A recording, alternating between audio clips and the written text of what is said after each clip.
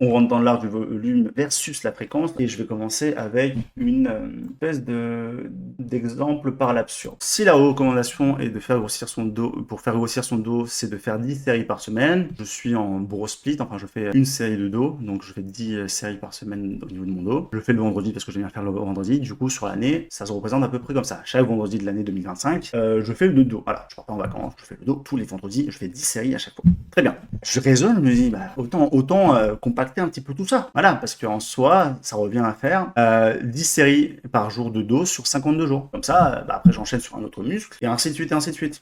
Je pense que vous commencez à voir où je veux en venir. Mais si je fais 10 séries par jour de dos sur 52 jours, je m'emmerde. C'est toujours la même quantité de séries, hein, on est d'accord. C'est juste que là, on les a un peu plus mis à la suite. Bah, autant faire 17 séries par jour de dos pendant un mois. Comme ça, en février, je fais des pecs, en mars, je fais des triceps, en avril, je m'occupe des mollets, en mai, je m'occupe des fessiers, genre les quadriceps, etc. Et ensuite, le mois suivant, l'année prochaine, rebelote. Voilà. Et comme ça, on n'y touche pas et j'ai juste au moins à me concentrer chaque mois sur un seul et même exercice. Et si on pousse le raisonnement par l'absurde un peu plus loin, ça reviendra à faire 520 séries de dos sur une journée dans l'année. J'en fais 520 un jour, puis de l'autre jour, ensuite de l'autre jour, puis ensuite de l'autre jour, etc., etc. Un peu couillon, non? Voilà, c'est un peu la conclusion. Non, c'est pas la conclusion, mais c'était le raisonnement par l'absurde. Donc, où est-ce que je veux en venir? On aura peut-être compris, c'est qu'il y a une importance à savoir quand est-ce qu'on stimule la zone et quand est-ce qu'on répète la stimulation. Et aussi, quelle quantité de stimulation à l'instant T à une première séance pour une fois qu'on restimule sur cette zone-là, combien de temps? Et donc, un rappel, un muscle enchaîne entre hypertrophie et atrophie constamment. Du coup, comment définir la fréquence d'un entraînement d'un muscle dans son programme? Il faut taper au moment où le muscle a fini sa phase d'hypertrophie après séance. Dans le cas où on veut maximiser justement son hypertrophie. Soit 2-3 jours, franchement, soit 2-3 jours dans le cas où vous faites 1 à 3 séries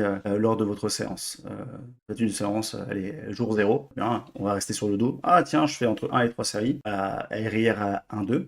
Ou si c'est une série, peut-être ça peut être RIR 0. En fait, moins il y a de séries, plus vous pouvez tenter le RIR 0, mais en manière générale, moins il y en a, mieux c'est. Moins il y en a de RIR, enfin,